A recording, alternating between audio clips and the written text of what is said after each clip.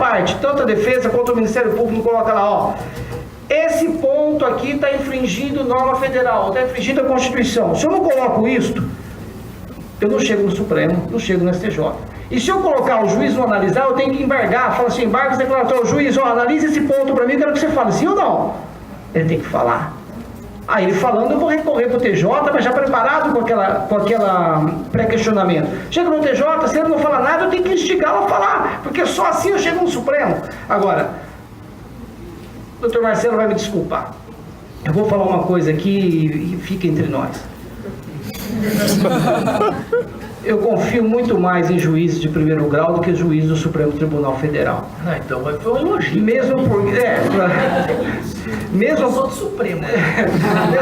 Vai me desculpar porque eu cheguei lá em cima assim. E eu falo isso por uma questão muito simples. Eu vejo que tem muitas pessoas aqui que estão estudando para concurso público. Se eu der uma prova da magistratura para quem está estudando aqui há 1 ano, 2 anos, e a mesma prova para os ministros do Supremo, eu tenho certeza que vocês vão tirar de letra e eles vão sofrer um pouquinho para fazer uma prova dessa, tá? É claro que é uma prova objetiva, uma prova oral, obviamente que eles vão usar todos os argumentos teleológicos, filosóficos, endógenos, exógenos e tudo mais, vocês não vão entender nada, eu falo, beleza, eles sabem mesmo sem nada. Mas o que eles têm melhor do que o Dr. Marcelo? Aí, silêncio total. O que eles têm mais do que o Dr. Marcelo? É que vocês não conhecem o Dr. Marcelo. Eles têm uma coisa que se chama Notório estratégia. networking. É isso que eles têm. Eles conhecem alguém importante que os indique. Ponto. É assim, Dr. Cardella, por mais que ele se esforce, por mais que ele faça um brilhante trabalho, ele só será indicado pelo 5º Constitucional se ele conhecer alguém lá do Conselho Estadual da OAB, senão ele não vai. Ele vai ser preterido por alguém que muitas vezes sabe menos que ele, mas é uma pessoa que é conhecida. É a realidade das coisas. E é assim que funciona. Então, vejam bem, foro privilegiado é um bom negócio? É um bom negócio. Para começar, está errado o foro privilegiado, é foro por prerrogativa de função, é para proteger a função. Hoje não está protegendo a função, está protegendo o Lula. Então, qualquer um de vocês é um conselho meu. Se for processado, doutor Marcelo, diga para ele, eu quero ir para o Supremo. Se o Lula vai, por que eu não posso ir? O que ele tem de prerrogativa de função? Nada. A não ser que o Supremo esteja dizendo, ó, eu vi indícios de crime da Presidente da República nessa conversa, então como ela tem foro prerrogativa de função, vou trazer esse processo para cá. Fora isso, não tem por que levar. Então nós temos esses problemas do judiciário que acontecem lá em cima, que denigre toda a imagem. O que um defensor faz de errado, fala assim, os advogados são assim. O que um juiz faz de errado, os juízes são assim. O que o promotor faz de errado, os promotores são assim. E nós temos que parar com isso e começar a pensar o que nós estamos fazendo. Agora voltamos um pouquinho para o nosso tema aqui, que é o ponto principal nosso. Vamos terminar essa parte da prisão aqui para a gente entrar na interceptação. Todo mundo já deve ter visto na teoria da pena que o legislador ele disse lá no artigo 33, parágrafo 2º, que penas superiores a 8 anos o réu vai para o regime fechado se for reclusão, se for aberto, se for detenção. Maior que 4, menor que 8, menor ou igual a 8, ele vai para semiaberto. Se for reincidente, vai para fechado. Se for da detenção, ele fica no semiaberto mesmo. Menor que 4 anos, ele fica no aberto, salvo se for reincidente, que aí ele iria para o fechado. Mas ele tem uma súmula do STJ 261 que fala, bom, mas se ele tiver antecedentes bons, ele fica no semiaberto. Mas é uma súmula, um julgamento que beneficia, está sempre bom. Está sempre bom para todo mundo. Eu não consigo entender isso como parte desse todo. Veja, a impressão que eu tenho é que o judiciário se tornou vassalo do processo, se tornou um vassalo da legislação, e ele só pode interpretar aquilo de acordo com o réu. Se ele interpretar alguma coisa que seja em favor, não dele, não do Ministério Público, mas em favor da sociedade, ele está extrapolando. E na verdade não é isso, nós temos que mudar os nossos paradigmas, porque a sociedade muda e a interpretação é constante. Até a interpretação constitucional, ela é mutável. Toda a regra é mutável, porque nós temos que acompanhar o desenvolvimento da população. Ora, nós temos lá no artigo 213 o estupro de vulnerável. Menor de 14 anos é considerado estupro. Nós já temos várias decisões do Tribunal de Justiça de São Paulo que falam, mas espera aí, não é só a idade que pode considerar que ela não sabe o que está fazendo. Temos que ver a condição dela também. Nesse caso ela sabia, e aí pode. Então nós temos que pensar assim, ó, qual que é o interesse maior que nós temos que proteger? É o interesse social, é a sociedade. Nesse ponto, a interpretação, se ela for uma interpretação conforme a Constituição,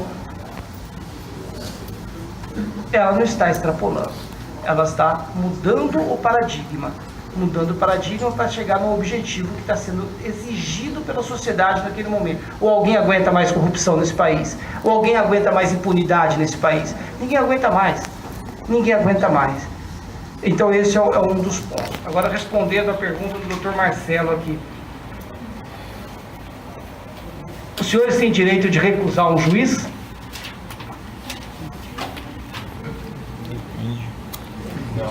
Não pode, né? Nós temos lá os princípios da ação, não podemos recusar um juiz. Mas os senhores estão sabendo que o Marco Aurélio de Mello recebeu hoje um pedido de instauração de processo de impeachment contra ele. Não sei se estão sabendo. Hoje, um pedido de impeachment contra ele, porque ele teria extrapolado o limite de suas funções ao determinar que a Câmara dos Deputados instaurasse um processo de impeachment contra um vice-presidente.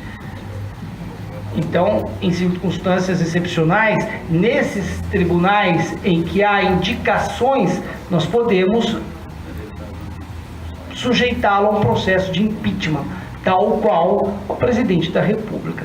Mas o doutor Marcelo, não importa se não for com a cara dele, vai ser ele o juiz mesmo. Bom, podemos mudar um pouco. Eu vou dar para... Bom, gostaria que o Bruno é nosso professor lá no curso de carreiras jurídicas, é um grande defensor público. Não posso falar aquela frase que eu falei da outra vez, senão eu apanho, né, Bruno?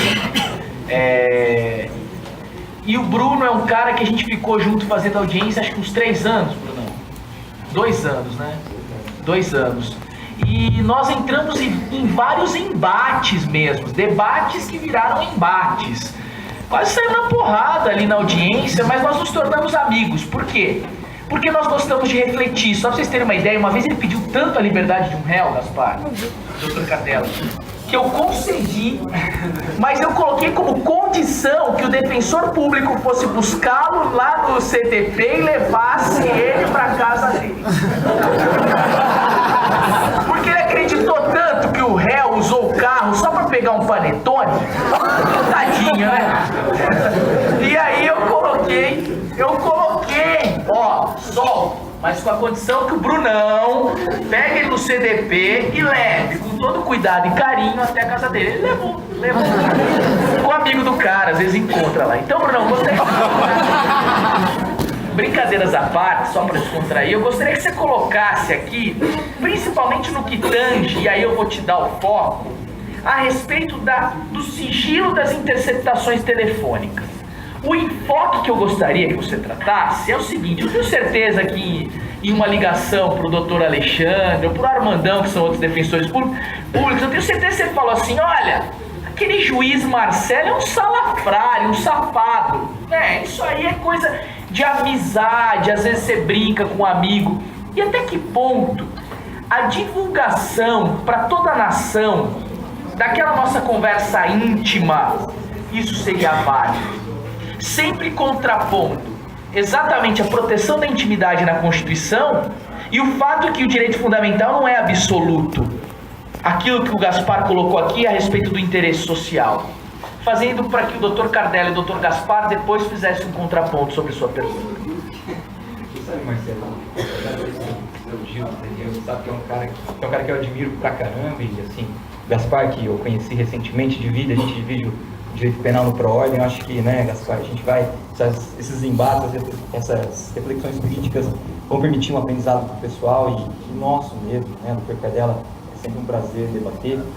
Marcelo, eu só queria falar assim, uma coisinha antes acerca do que foi dito aí em termos das provas, do direito penal, da proteção da sociedade e tudo mais.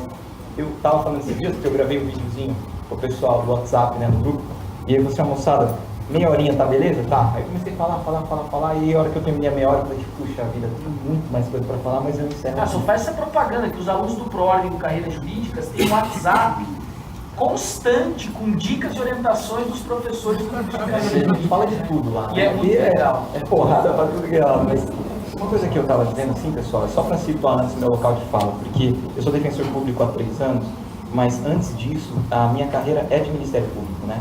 Então, eu fui 1 ano e meio estagiário do Ministério Público Federal, na área criminal em São Paulo, em São Paulo.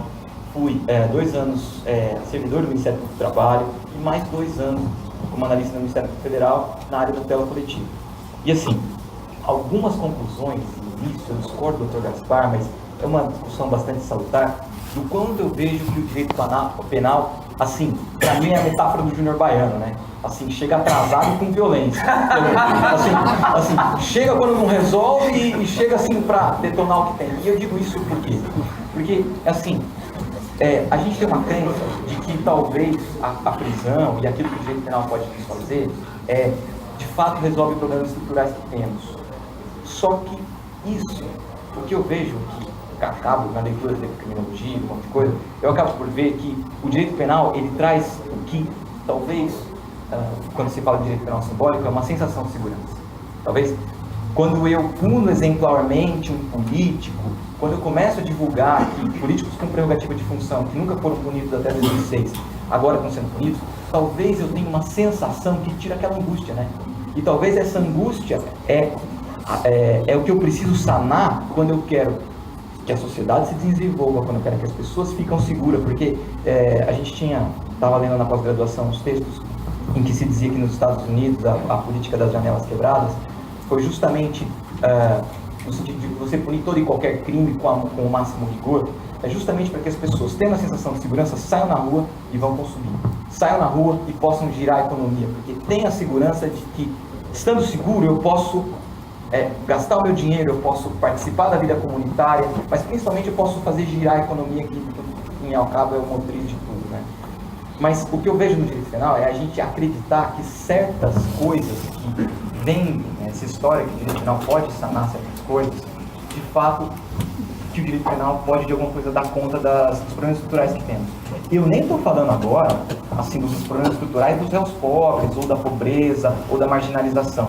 Porque o Diogo Castor, que é um dos procuradores do MPF, e ele está na Força Tarefa da Lava Jato, ele escreveu um livro dizendo assim, como o mesmo direito penal, as mesmas regras são aplicadas de forma distintas em todos os quesitos, prisão, presunção de inocência, cautelares reais, cautelares de todos em relação a réus ricos e pobres. Eu nem estou querendo entrar nessa discussão, assim, sabe, eu nem estou partindo de um direito penal assim, aplicado isonomicamente, né? Porque assim, quem está na prática da tutela de pessoas vulneráveis economicamente sabe, assim, eu não nem diria pasteurização, que o direito penal, o processo penal se tornou pasteurizado, se tornou algo assim, uma linha de montagem que ao final das contas eu saco um McLanche feliz, né? Eu brinco, né? Assim, tem foto com o André hoje. André, vai produzir um McLanche feliz depois?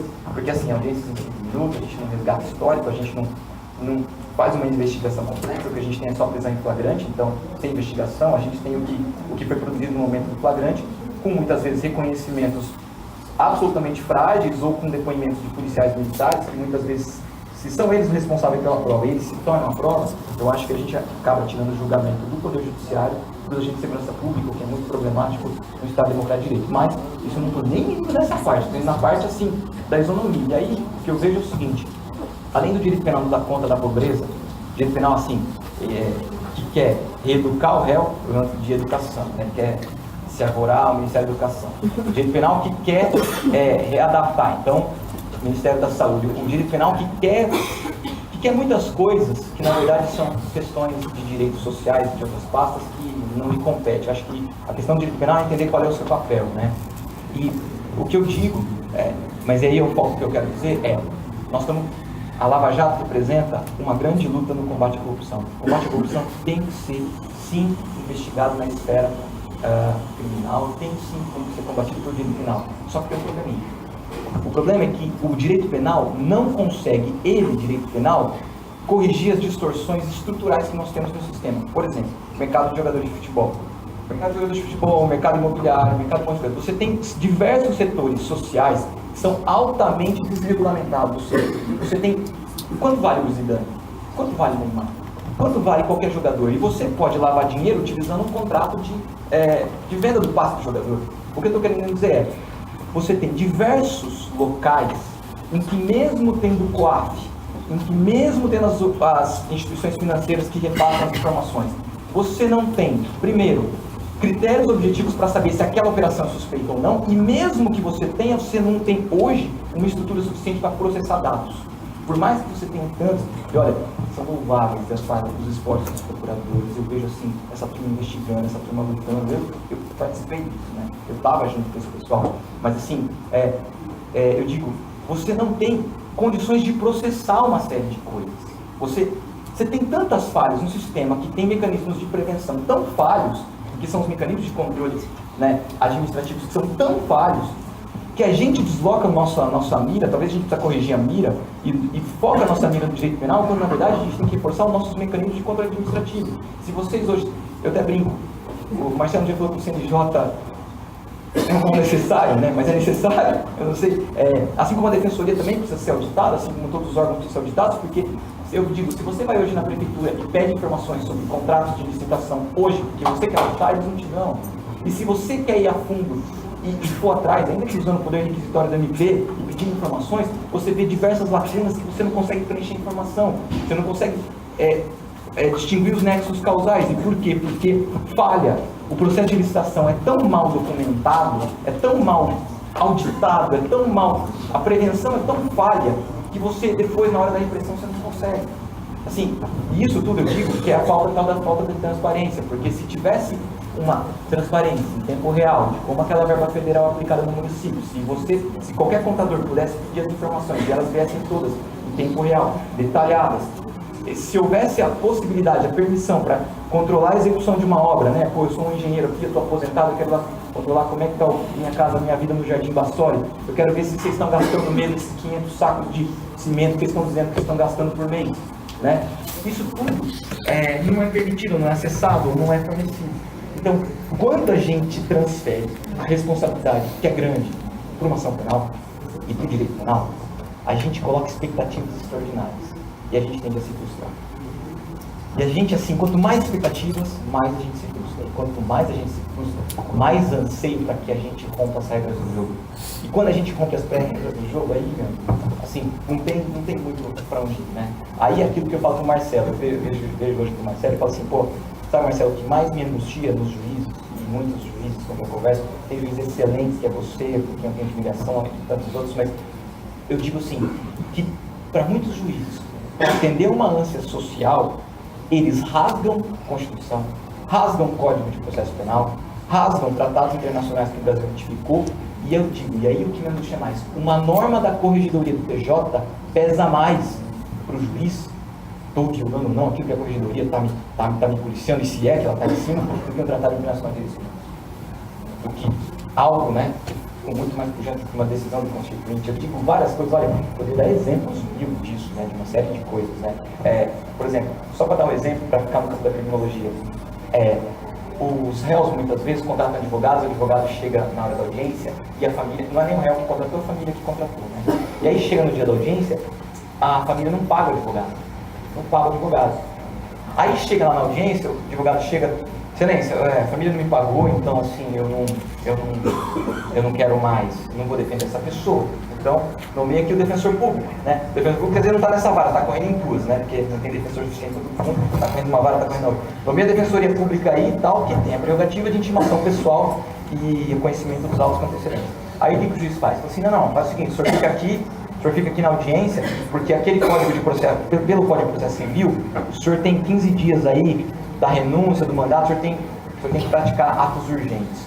A primeira coisa que eu questiono é se de fato a prática de uma audiência é um ato urgente, mas tudo bem, né? Se é algo cuja não realização vai gerar um perecimento de direito. Eu digo, não, mas não vamos ficar nessa discussão. O que acontece? Bruno, mas só pra gente voltar aqui, porque a galera quer saber dessa divulgação da interceptação telefônica. Então você pode querer convencer que o pessoal aqui, que os réus são todos bonzinhos, por favor, né? Que não é bem assim. E por favor, me faça a pergunta, porque o estacionamento nosso, infelizmente a gente queria ficar aqui até meia-noite, 2 horas da manhã, né? Com vocês debatendo. Mas o estacionamento fecha às 9h45. Então, por favor, faz a pergunta. Eu sei que você é apaixonado pelos réus, por isso que eu soltei com a condição de você levá-lo para casa. Foi para casa do Bruno, viu? Vocês não entenderam direito. Não foi para casa dele réu, foi pra casa dele, Bruno, ele levou, ficou um mês morando com ele lá. Então, por favor, faça pergunta pro pessoal aqui a respeito da... O que você acha a respeito dessa divulgação da interceptação pra gente ir pro Dr. Cardelli e o Dr. Gaspar? Então, bom, minha pergunta eu acho que já foi até feita assim. Em que medida o interesse público pode justificar, eventualmente, a gente impedir a incidência de regras que nós temos na nossa legislação penal, processual penal, da legislação penal especial? E, assim, em que medida a verdade, suposta verdade real, ou o interesse público em se descobrir os fatos de fundo podem violar as garantias fundamentais que a gente... E aí, complementando, só para que os senhores falassem para nós, nos ensinassem, quem diz o que é o interesse público? É isso que eu gostaria também, complementando a pergunta. Apenas complementando a questão do interesse público, eu gostaria de deixar claro, mais uma vez, que nós todos queremos o combate à criminalidade organizada, à corrupção, ao sentimento de impunidade que nós temos no dia a dia. Mas o que nós não podemos jamais diante dessa situação, tomarmos medidas que violam direitos, garantias tão duramente conquistados na nossa história. Nessa linha, a minha crítica, em alguns momentos, à presidência da Operação Lava Jato, pelo juiz Sérgio Moro, é nesse sentido, que talvez ele se afaste um pouco daquela posição que nós esperamos do magistrado, do juiz. O juiz imparcial, não o juiz neutro. Não existe juiz neutro. O juiz ele tem que, logicamente, tomar partido para efetivar sua decisão. Mas nós precisamos de um juiz imparcial. Um juiz que não se envolva com a investigação.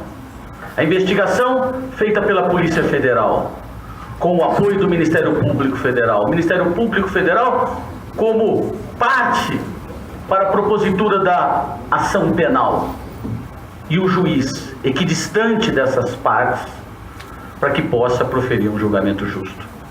O que nós enxergamos no momento dessa Operação Lava Jato, particularmente, com todo respeito, é que há uma busca incessante do magistrado, numa legitimação da sua conduta no seio popular,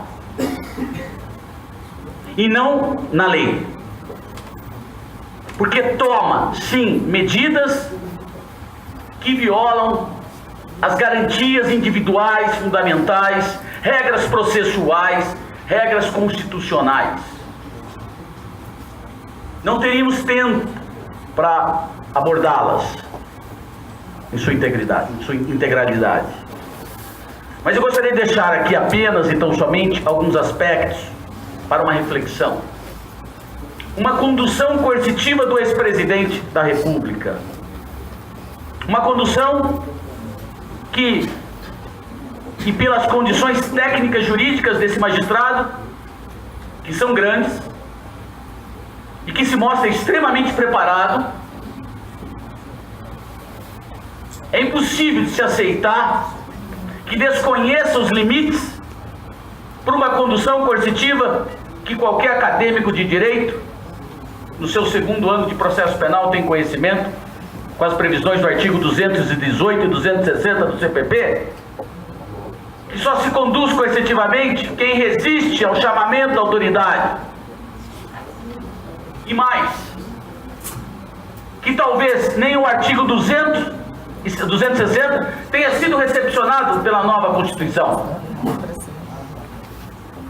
Até porque, ao acusado, ele não é obrigado a produzir prova contra si mesmo. E por que foi convidado, então, para chegar ali numa delegacia do aeroporto de Congonhas, falar bom dia, comer pão de queijo e tomar um café e dizer, não vou falar nada e voltar para casa? Além de tudo, nós sabemos do vazamento seletivo Porque o ex-presidente da República, levado às dependências da delegacia do aeroporto de Congonhas de São Paulo, se deu pelo noticiário das grandes emissoras ao vivo de televisão. Nada mais abusivo, nada mais ilegal. Não havia necessidade. Por isso que eu entendo que a legitimação do Poder Judiciário em relação ao juiz que conduz as investigações se dá na busca da legitimação popular. E isso é muito perigoso, porque isso nos faz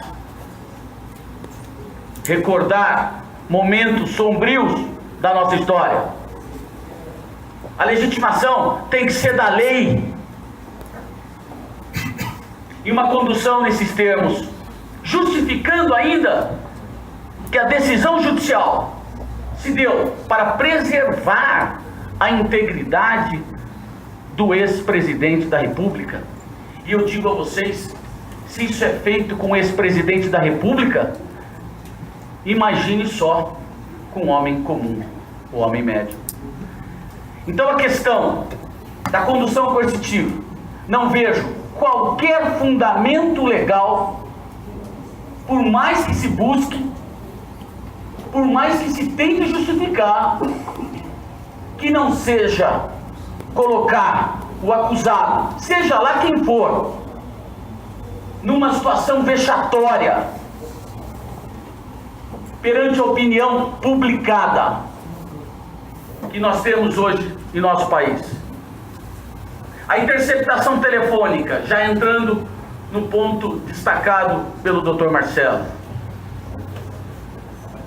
é um instrumento eficaz também no combate à criminalidade organizada. Mas por isso que a Constituição Federal estabelece regras e limites para que se preserve a intimidade, a privacidade das pessoas.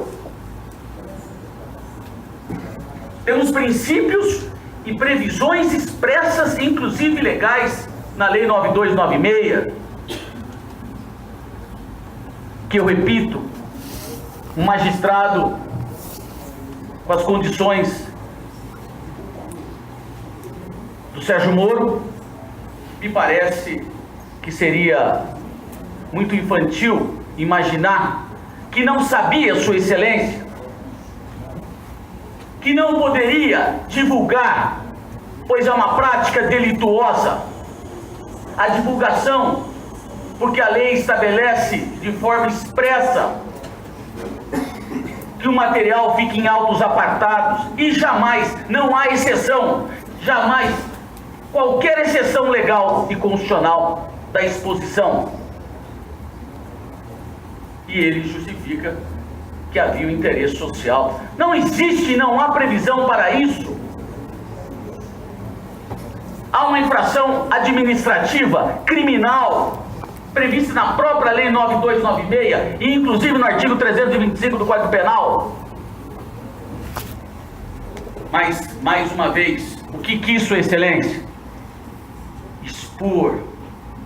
Por isso eu digo que eu me sinto com muito medo dessa inversão de ordem do judiciário em questões meramente políticas partidárias, porque fica nítida a intenção também da derrubada desse governo que está aí, que não sou simpatizante, porque acredito que chegamos ao fim de sustentabilidade deste governo que aí está. Mas não podemos jamais, em tempo algum, jogarmos tudo no lixo que conquistamos tão duramente em nossa história. Interceptação, naquele momento já determinada pelo magistrado, que fosse cessada, mas mesmo assim se determina posteriormente a divulgação em rede nacional de conversa que a própria lei estabelece, que aquilo que não tenha qualquer relação com a investigação criminal seja destruída. Mas que tivesse a cautela de Sua Excelência, encaminhasse então, porque por mais que havia conversa do investigado com alguém que tinha foro privilegiado, encaminhasse então para a cautela total ao Supremo Tribunal Federal. Mas não! Expôs a mídia, ao Jornal Nacional, de conversas que não tinham qualquer relação com a apuração criminosa, e sim talvez de um desvio e de uma busca que até é imoral do acusado, ex-presidente da República, se assim boa parte das pessoas entenderam, mas que com toda certeza não havia qualquer circunstância que interessasse a investigação criminal. Exposição de conversas de pessoas da família do acusado, e que ficou muito claro que a intenção era somente a exposição de humilhação vexatória. Então a questão da interceptação, mais uma vez, e eu vou repetir, o juiz Sérgio Moro vinha conduzindo e espero que continue conduzindo muito bem essa investigação, mas que nós precisamos de alguns reparos. Nós tivemos a interceptação de um escritório de advocacia, e Sua Excelência justifica que não sabia. Entretanto, houve por parte da empresa telefônica um ofício endereçado a Sua Excelência informando que o telefone que estava então interceptado era do escritório Roberto Teixeira, que era o advogado de Lula. Nesse escritório haviam 25 advogados, 300 clientes, empregados, funcionários, e que a lei de interceptação foi jogada no lixo. Além do mais, se justifica Sua Excelência também no despacho em relação à interceptação do celular, porque em relação à interceptação do telefone da banca, ele pede desculpas ao Supremo Tribunal Federal como se fosse causa efetiva de punibilidade. Justifica como desculpas. Ou ele não sabia? A interceptação do celular do advogado. E justifica o seguinte, que para o magistrado não havia ficado claro a relação cliente-advogado. Ora, se o próprio magistrado reconhece que não havia ficado a ele claro a relação cliente-advogado, em que pese havia juntada de procuração nos autos, até da condução coercitiva, este advogado compareceu, qual a justificativa, então, para realizar a interceptação telefônica no escritório do advogado e no celular do advogado? Isso é inaceitável. É por isso que eu falo do receio, do medo, de que isso tenha desdobramento. E esses desdobramentos não atingem a advocacia, atingem a sociedade brasileira, porque vivemos num Big Brother penal. Esperamos o Jornal Nacional para novas notícias, ou ao acordar, abrirmos o UOL para saber qual foi a nova operação da Lava Jato. Não é bem assim. Precisamos que as instituições democráticas, como a Polícia Federal nesse caso, Polícia Estadual, Ministério Público Estadual, Ministério Público Federal, Magistratura Federal e Estadual, estejam todas atentas, buscando, certamente, acabarmos, ou pelo menos porque não vamos conseguir com isso, acabarmos com a impunidade ou com a própria corrupção, porque me parece que essas situações são muito mais profundas. A necessidade de uma mudança política no nosso país, há uma necessidade de uma mudança de cultura da nossa sociedade. Nós temos eleições daqui 6 meses. Talvez seja um reflexo, doutor Marcelo, para sabermos efetivamente se nós aprendemos alguma coisa nesses últimos anos, diante de tudo que está aí, de um desgoverno, de uma situação descontrolada que nós vivemos nos dias de hoje. Então, fique também essa mensagem em relação às interceptações, que esperamos que continue, que a Polícia Federal faça seu papel, que o Ministério Público também assim o faça, mas que nós possamos também, do jeito que muitos foram às ruas para pleitear o fim da corrupção, mas que também façamos, exigindo que as coisas sejam colocadas nos seus devidos lugares, mas sempre, sempre no estrito cumprimento da lei e da nossa Constituição Federal. Fora isso, é barbárie. Fora isso, é voltar à Idade Média. Fora isso, é caça às bruxas, coisa que nós precisamos sair dessa situação que infelizmente nos colocaram.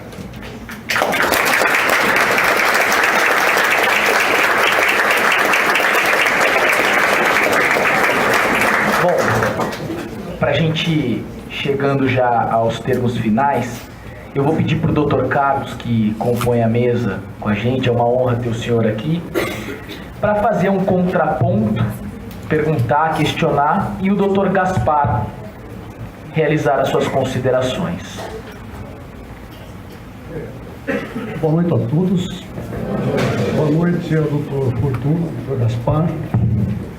Regina, é um prazer te rever desde 2007, quando militamos juntos na Faculdade de Direito de Jundiaí. Meu amigo Gabellini, meu amigo Daniel Pegoraro, meus amigos.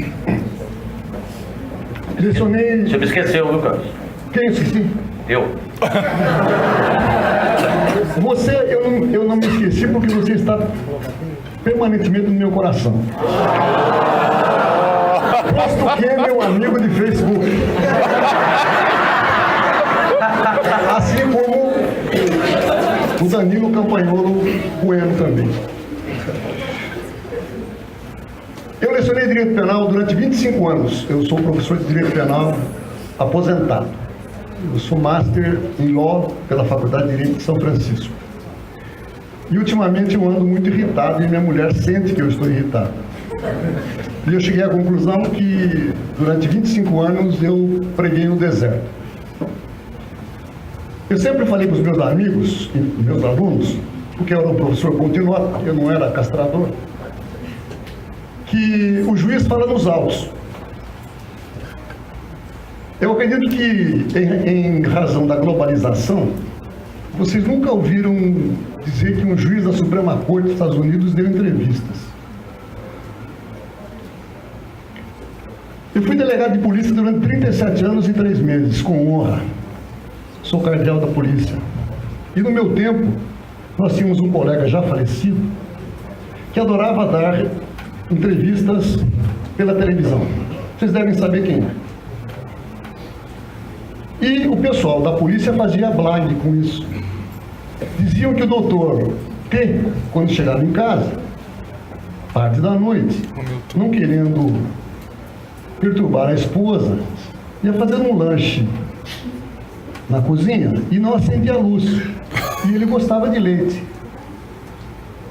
E quando ele abria a porta da geladeira, a luz acendia e ele dava entrevista para a geladeira.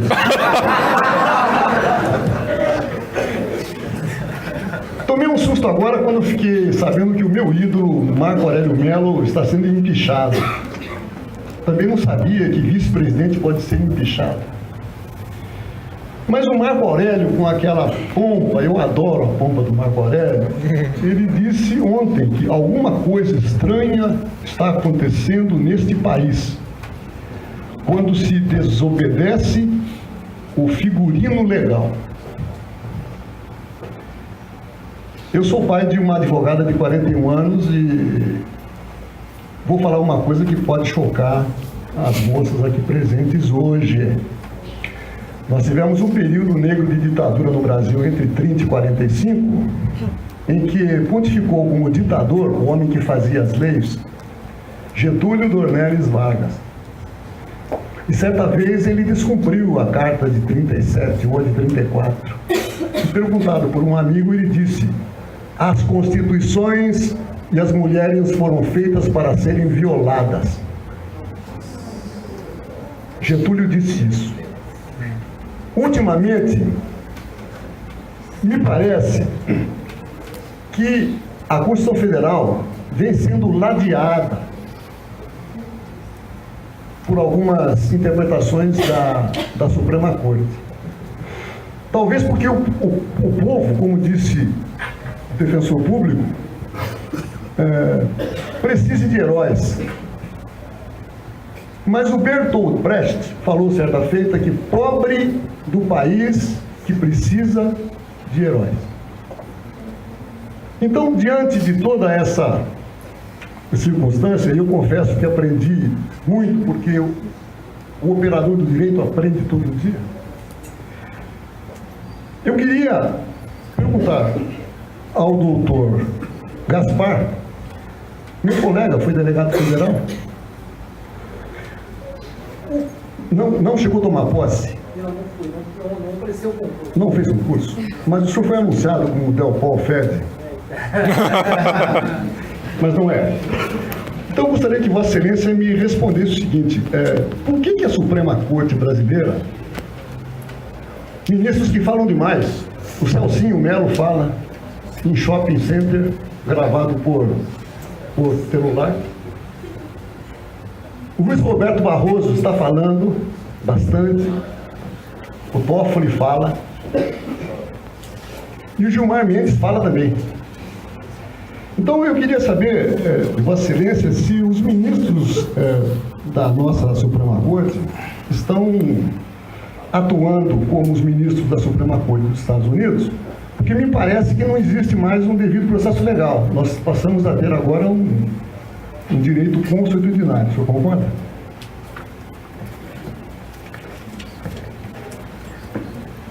Vamos lá. Doutor Carlos, eu posso prosseguir a linha deles que vem vindo, deixar a sua pergunta por último? O delegado sempre precisa. Não, porque aí vai ser o grande fecho. Bom, vamos lá. Eu concordo eu gostei muito da expressão, anotei, porque eu já estou avisando, eu vou utilizar. O Marcelo também. Mas se bem que eu não dou aula de Júnior Baiano, né? Chega atrasado e arrebentando. Bom, eu sempre disse isso para os meus alunos, sempre disse. O direito penal não é um direito de vanguarda. O direito penal nunca foi um direito de vanguarda. E nem poderia ser, se todo mundo fica o tempo inteiro achando que tem que ter um estado de direito penal mínimo. Não poderia ser um direito de vanguarda, como são as outras áreas do direito. Então, muitas vezes, o direito penal, ele acredita na boa-fé das pessoas e mantém-se distante. Mas, como alguém sempre utiliza sua inteligência para o mal, inventa uma nova forma de delinquir, ele é obrigado a correr atrás daquele prejuízo, legislar a respeito, criar um novo tipo penal e então passar a fazer a persecução penal. Esse é um grande problema. Não concordo de jeito nenhum com o que se faz nesse país, essa história de que tem que agravar a situação quando se descobre um novo crime grave. Fazer leis às pressas e leis mais graves não é a solução. Não é a solução. O que é muito melhor a certeza da punidade do que o enfrentamento de uma lei mais grave com uma pena maior. Isso realmente é um grande erro que o Brasil tem cometido e todo mundo que opera o direito sabe disso, mas as coisas vêm para nós pronto e nós temos que aplicar do jeito que está. Essa é a verdade. está lá e nós temos que resolver isso, não é? Fazer o quê? Sensação de segurança, eu só não concordo com esse ponto, porque segurança, na verdade, ela não é uma sensação, ela é uma situação fática, ela é um fato. Nós não vivemos sensação de segurança. E se nós temos um bairro que ele sofre justamente pela falta de segurança, se nós aumentarmos o número de policiamento ali, nós não vamos extinguir a criminalidade, nós vamos fazer o que nós chamamos de efeito balão. Você aperta aqui, o ar vai para o outro lado. Você aperta aqui, a criminalidade vai para o bairro vizinho. Isso é o que acontece. Quando eu disse o nosso problema é conceitual no entender segurança, eu sempre vou pelo prático para facilitar o entendimento. Vocês se lembram quando o Mahmoud Ahmadinejad, lá presidente do Irã, ele queria enriquecer o urânio, segundo ele, para desenvolver medicamentos, mas na verdade havia a comunidade internacional inteira proibindo, achando que ele ia desenvolver uma arma nuclear. Porque quando se fala em segurança, você fala em 3 pontos, nós temos que analisar essa segurança. Para que haja uma situação de segurança, nós temos que dominar vontade, possibilidade e oportunidade.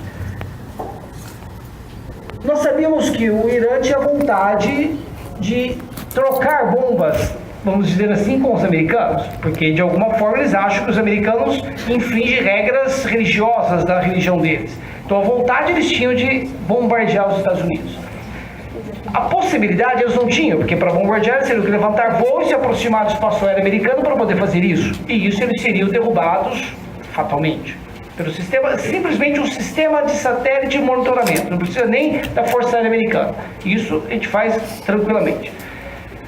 A oportunidade é o terceiro elemento. Bom, se nós sabemos que ele tem a vontade nós dominamos ela. Nós não dominamos ela. Nós não conseguimos tirar da cabeça da pessoa aquela ideia. No máximo, nós conseguimos procrastinar aquela ideia. Né? Mas dissuadir é difícil. A oportunidade nós dominamos. Se a pessoa não tem uma bomba atômica, nós podemos impedi-la de ter. Porque se ela tiver, nós temos o que chamamos de ameaça latente. Por que ameaça latente? Porque o terceiro elemento é subjetivo. A oportunidade está na cabeça daquele sujeito, está na cabeça do agente hostil. Então ele sabe o dia e a hora. Quando as pessoas falam, nossa, a inteligência americana sabia dos terroristas dos Estados Unidos, olha, a França sabia, não fizeram nada. Não é isto. Ninguém entende segurança. Eu falo que é um grande problema, ninguém tem noção disso. Eles sabiam da vontade, sabiam da potencialidade, mas a oportunidade é o terceiro elemento, está na cabeça do cara. Ninguém sabe quando nem onde. Não se domina. Então, a comunidade internacional inteira impedindo isso daí, e o Brasil foi lá, chamou esse sujeito e deu uma medalha de dragões, não sei do que, para o cara. Então, é o grande problema. Nós vivemos uma situação de insegurança total. Insegurança pública e insegurança jurídica criada por algumas decisões que não têm sido lá as melhores que temos visto por aí. Então esse é um problema, mas o resto eu concordo com você, direito penal vai correr atrás a vida inteira, não tem problema. Doutor Cardella, com relação, adorei também o Big Brother penal, se me permitir vou usar isso também. Com relação às interceptações telefônicas, quando a Constituição ela estabelece os direitos e garantias fundamentais, nós temos que entender que há uma grande diferença entre direitos fundamentais e direitos humanos. Os direitos humanos, eles não precisam ser positivados, porque ele é mais justo filosófico, não é? Eles são positivados porque tem nações débeis que precisam de um direito positivo para que se possa exigir o cumprimento, através do Tribunal Penal Internacional. Por isso que nós temos isso. Mas os direitos fundamentais, eles são positivados, e no Brasil, na própria Carta Constitucional. E eles estão ali naquele núcleo intangível da Constituição que chamamos de cláusulas pétreas. Mas nem isto autoriza que eles sejam absolutos. Nenhum direito absoluto, muito menos o direito fundamental. O que nós tivemos ali foi o seguinte: a legislação, a Constituição disse, olha, é proibido violar a intimidade privada das pessoas, a honra e a imagem, não se pode violar comunicações telefônicas e dados, nada mais. Mas a lei poderá autorizar quando isso será possível. A lei veio 6 anos depois, em 96, 6 anos depois dessa emenda que constituiu lá. Veio depois e disse o seguinte, ó, é possível fazer interceptação em tais casos, as conversas elas devem ser mantidas em sigilo, mantendo essas conversas em sigilo, aquilo que não for útil deve ser descartado imediatamente. Terminado o inquérito, ela vai ser apensada a ele, a interceptação, ou então, se for um processo penal, apensado lá, com direito às partes envolvidas assistirem ou ouvirem. Bom, ótimo. Até aqui, então não se pode divulgar as conversas telefônicas. Não se podia. Essa lei de 96, a 9296, diz que não. Mas aí vem uma emenda constitucional, a 45 de 2004, que muda vários artigos da Constituição, e entre eles o inciso 9 do artigo 93, que eu até reproduzi aqui para ficar mais fácil de entender. Ele vai dizer lá no 93, inciso 9, que todas as decisões do Poder Judiciário devem ser fundamentadas. Bom, todo mundo já sabia disso. E que o Judiciário poderá também restringir a publicidade dos atos, porque a regra da nossa Constituição é a publicidade de todos os atos. Tudo tem que ser público, mas poderá restringir a determinadas partes ou a seus advogados, e diz o seguinte, poderá restringir então determinados atos, as próprias partes e a seus advogados, ou somente a estes, em casos nos quais a preservação do direito à intimidade do interessado no sigilo não prejudique o interesse público à informação. Então a emenda constitucional 45 falou, olha, o juiz poderá determinar que determinados atos deixem de ser públicos, restringe a publicidade às partes e a seus advogados, ou somente aos advogados, desde que isto não prejudique o interesse público. A partir desse momento, nós temos uma questão muito importante, que foi perguntada pelo Dr. Marcelo. Quem diz o que é interesse público? O que é interesse público?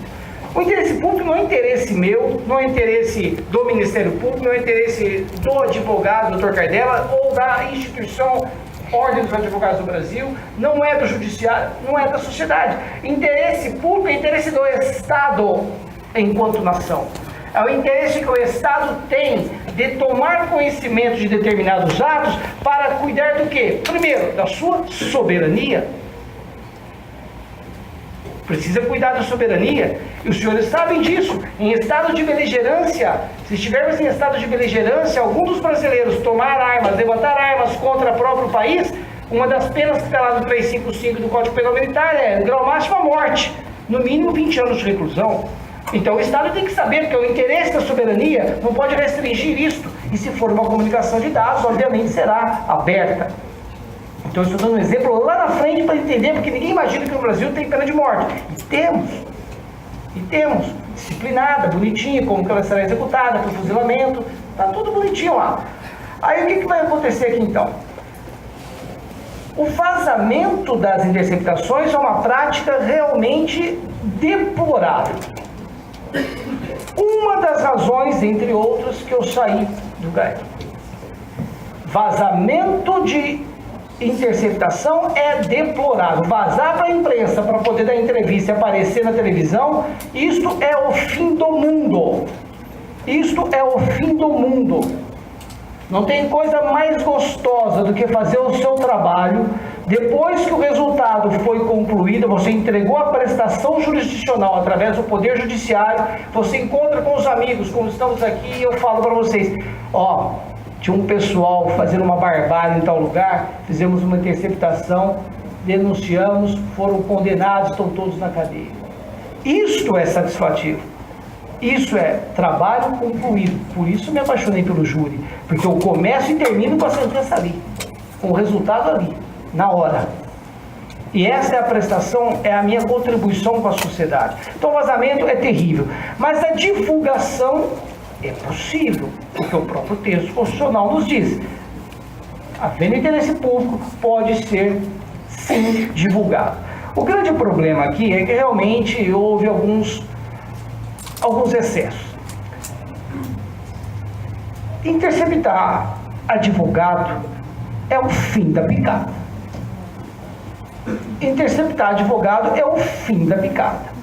Isso só é possível se houver ali na investigação, no mínimo, indícios de que o advogado está fazendo parte daquela organização. Agora, para ouvir a conversa, para saber qual que é a estratégia, o tema, o que ele vai... Aí é o fim da picada. Isso daí é inadmissível. Nesse ponto, eu tenho que dizer, Não é esse o Estado democrático de direito que nós buscamos. Então essas coisas tem que tirar, não pode. Tem que riscar e falar, ó, esta prova é uma prova ilícita.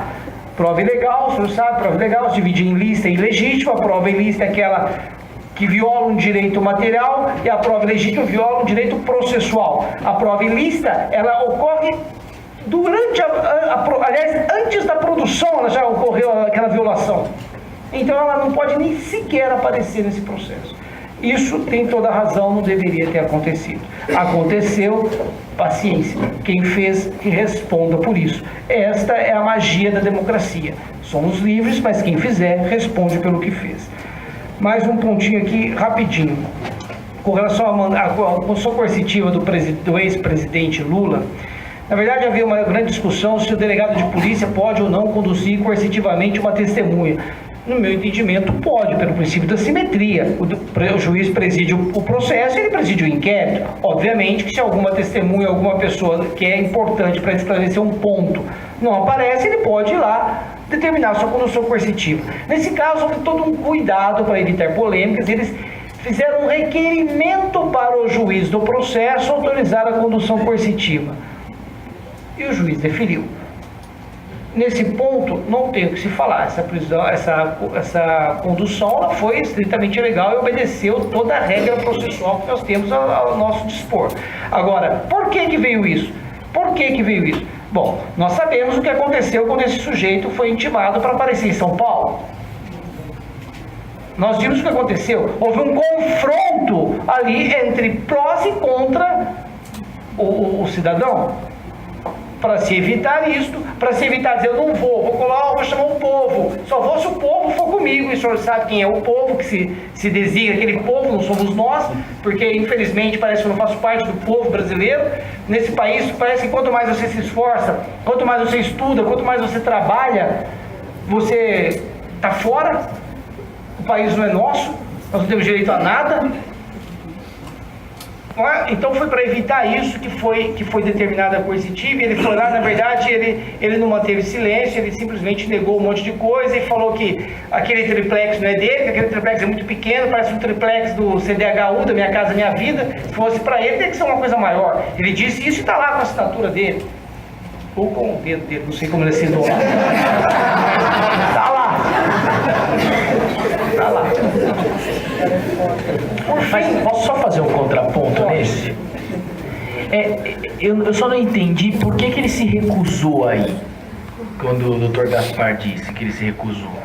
Se ele se recusou, não, a primeira, o que justificou a condução coercitiva? Esse ponto que para mim não ficou muito... Não, na verdade é o seguinte, olha, quando ele foi intimado para comparecer no Ministério Público de São Paulo, ele não compareceu, e estava entrando com um mandado de segurança para tentar garantir, aliás, um habeas corpus, desculpa, um habeas corpus para tentar garantir seu direito de não comparecer. Nesse dia, o problema dele comparecer ou não comparecer não foi o grande problema disso. O grande problema foi o confronto que aconteceu no Barra Funda naquele dia. E que pessoas do povo que não tinha nada a ver com isto, que estavam passando por lá, saíram machucadas. Então, o que eu soube disso, porque na verdade eu não participo dessa operação, o que eu converso com os grupos de WhatsApp, os meus amigos da Procuradoria, é que na verdade a intenção maior era evitar um confronto, porque o medo era o sujeito virar e falar assim, ó, eu vou, mas eu quero que o povo vá junto comigo. Mas será que ele não pode fazer isso? Será que pode? Eu acho que pode. Eu acho que pode. Se pode, então eu gostaria também de acabar com o princípio da inocência, a pena passar da pessoa do criminoso pro filho, Mas será que os movimentos que estão contra o governo não tomam a mesma atitude? Assim, tô só refletindo.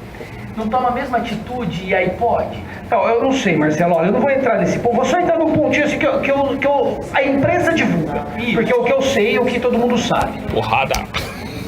Os movimentos contra o governo, pelo menos o que eu tenho acompanhado pela mídia, porque eu, embora também como cidadão não concorde com esse governo, acho que já não tem mais legitimidade para fazer isso. Se fosse um sistema parlamentarista, bastava um voto de agora fugiu o nome. Desconfiança. Bastava um voto de desconfiança para trocar, porque aí colocaria outro que tenha confiança do povo, e nós temos que ver o impeachment, chama isso de golpe, uma coisa está previsto em lei na Constituição. Então, o pessoal que eu tenho visto que é contra o governo, que quer tirar o governo, na maioria das vezes tem se portado de acordo com os ditames da lei. Quem está contra esse movimento está a favor do governo. Eu ouvi agora um vídeo divulgado, não foi nada de interceptação, foi uma palestra mesmo de um dos representantes do Movimento Sem Terra, dizendo, ó, se instaurar o procedimento de impeachment, nós vamos invadir as fazendas de todos os membros da comissão. Então, o que nós estamos vivendo? Isso é Estado de Direito. Isso daí nós estamos liderando uma guerra civil. O que esse pessoal que está no poder está forçando é uma classe que, por vários motivos, desde parte da corrupção, receber de qualquer forma deles também é corrupção, ou fazer parte da corrupção, ou por ideologia acreditar naquilo mesmo, se sujeita a defender com armas e dentes, e os outros que estão aqui vão para um movimento e acabam se envolvendo nisso, porque também dos dois lados temos pessoas boas e pessoas agressivas. E isso vai virar um caos, isso vai gerar uma guerra civil. Né? Esse é um grande problema que nós temos que nos preocupar.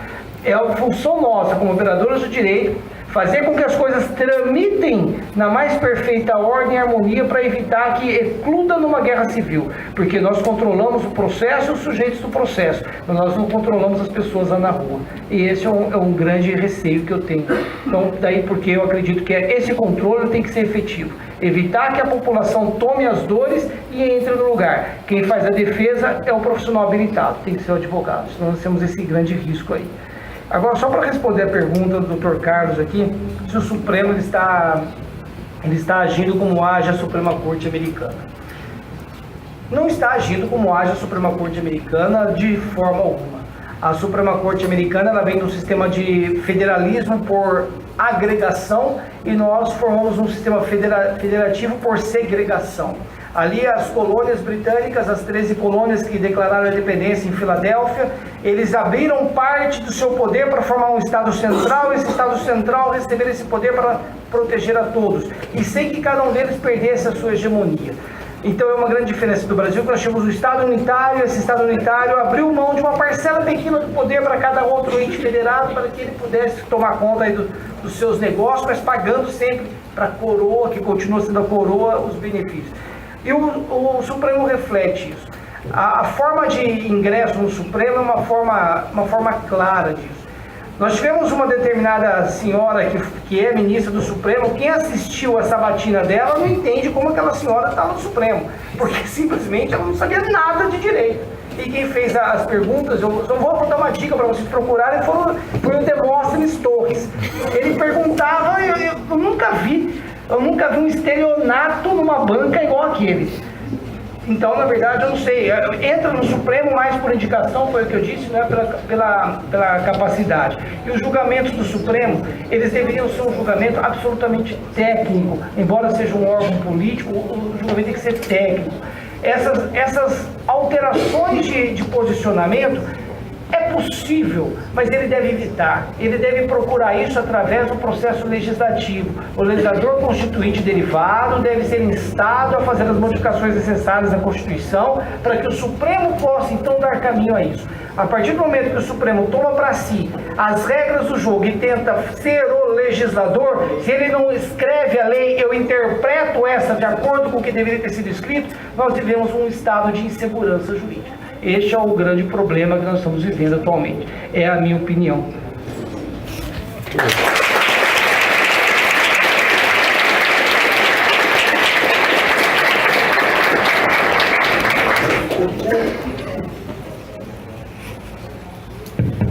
Por pouco, o doutor não disse o nome de uma música. As rosas não falam.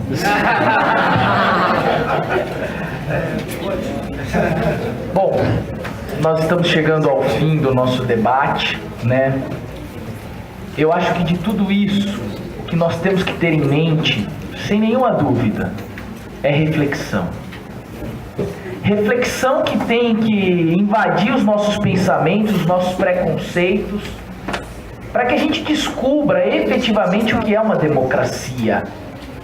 Quando nós pensamos que a democracia é simplesmente o governo da maioria, nós não estamos compreendendo o que é democracia. Democracia é muito mais que isso. Democracia é participação, democracia é debate, democracia é proteção da minoria. Democracia é, acima de tudo, fé. Fé no sentido de que as coisas vão mudar, mas que para mudar nós precisamos tomar postura na sociedade e enfrentar isso que está acontecendo. Seja enfrentar efetivamente no sentido de votar, seja enfrentar efetivamente no sentido de exercer nossos direitos constitucionais. Esse é o ponto central. E o debate aqui, e aí eu já passo a palavra para o Dr. Danilo, que ele vai encerrar. Galera, nós vivemos uma crise ética na nossa sociedade muito grande. Muito grande. O que o Bruno falou aqui reflete o que nós vivemos. A corrupção não está só na política.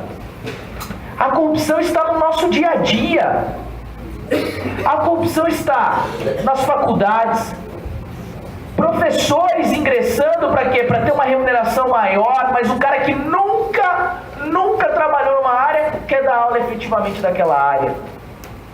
Nós temos corrupção no dia a dia aí, o cara da INDEC, o cara vai lá, vai lutar, ai, pelo amor de Deus, tô pra... Não, então tá bom, vai passar essa. Isso tudo é corrupção.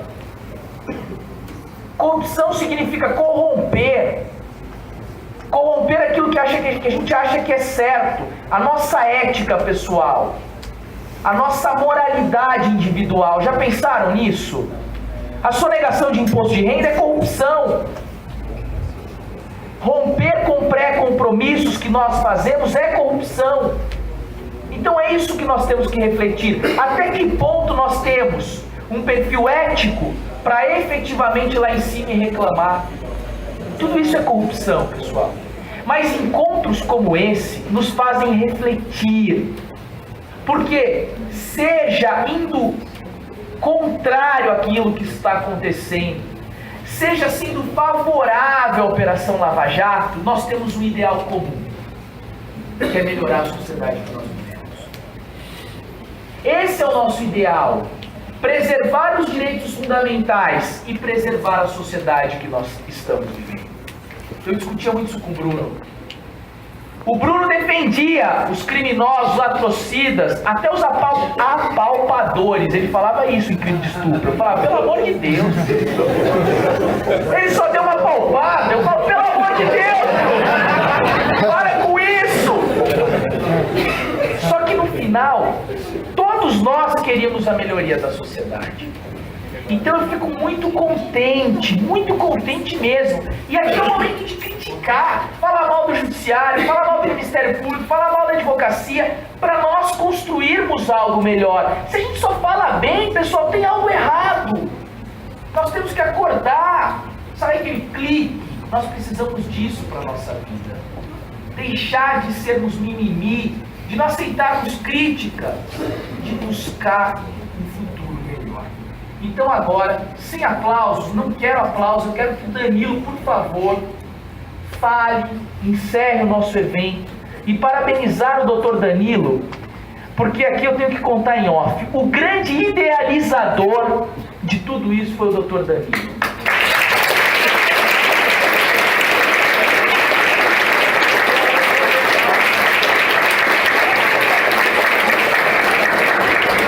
Danilo, eu presto uma homenagem aqui para ele, é um cara que merece isso, porque além de um baita professor, é um baita advogado criminalista, é um cara que estuda, é um cara ético, um cara que merece efetivamente todo o sucesso do mundo. Não é um cara chorão, não é um cara que não aceita crítica, não é um cara que vive simplesmente por conta de elogio de terceiro, não, é meu amigo, e eu tenho que reconhecer isso aqui hoje.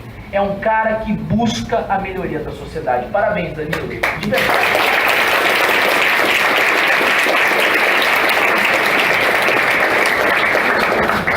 Pessoal, a sorte de vocês é que eu não tenho a nobreza da fala dos meus colegas, então eu vou ser muito sucinto mesmo.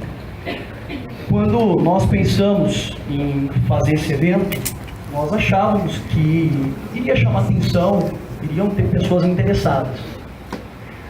Na segunda-feira, eu recebi uma informação da coordenação do curso que fazia a contagem de inscritos e me falaram que talvez não teria demanda, mas não me passaram um número preciso. E eu pedi esse número. Nós viemos, eu e o Dr. Cardella, vim conhecer o auditório, adorei o auditório. E hoje eu recebi a informação, no meio da tarde, de que o número de inscritos tinha sido muito maior do que o número que nós passamos para a SIC de pessoas que viriam. Foi uma falha do sistema do nosso curso, única e exclusivamente do sistema do nosso curso. Eu fiquei extremamente preocupado, porque a intenção da SIC, nossa, era acomodar todos vocês. A SIC propiciou um ótimo coffee break. E liguei pro Dr. Cardella, enfim, liguei depois pro Dr. Marcelo. Dr. Marcelo, Dr. Cardella, ficamos meio sem saber o que fazer, não tinha como desmarcar com ninguém, seria injusto. Vamos ver o que vai acontecer. O Dr. Marcelo, que estava entre uma audiência e outra, vibrava no telefone. Eu não estava entendendo nada. Eu lembro da PUC e tal, agora deu detalhe. Eu lembro da PUC, eu quero ver gente pra fora, tal, o assunto é extremamente importante. Então, o que eu tiro de tudo isso é que ninguém ganhou nada para estar aqui hoje. Se todo mundo veio aqui, é porque tem interesse em saber o que vem acontecendo no nosso país, não propriamente a Operação Lava Jato, esse é o chamariz da questão, mas o que vem acontecendo, em especial no nosso sistema processual penal constitucional. Eu espero que quando vocês saiam daqui, saiam como operadores do direito melhores, mas principalmente como cidadãos melhores. E como o Dr. Marcelo disse, que nas próximas eleições nós possamos raciocinar, pensar e cobrar dos nossos governantes um mundo melhor para nós e para todas as pessoas ao nosso redor, pessoas que nós amamos. Eu vou fechar mais uma vez agradecendo a SIC, na pessoa da Adriana, na pessoa dos diretores aqui presentes, por ter nos concedido esse espaço, o Coffee Break. Não vou agradecer os meus colegas, porque eles compuseram essa ideia junto comigo, tá? De criação desse momento, desse debate, se prepararam para isso. Então, nós somos todos coautores desse movimento. E quero agradecer principalmente a presença de todos vocês, sejam alunos, sejam meus amigos advogados, defensores, outros promotores, delegados, meu grande mestre, Dr. Carlos Alberto Marques de Queiroz. E iremos fazer outros convites para vocês sobre outros temas, outros debates, outros cursos. Nós já pensamos em toda a agenda até o final do ano. Contem conosco, tá bom? Muito obrigado e uma boa noite a todos.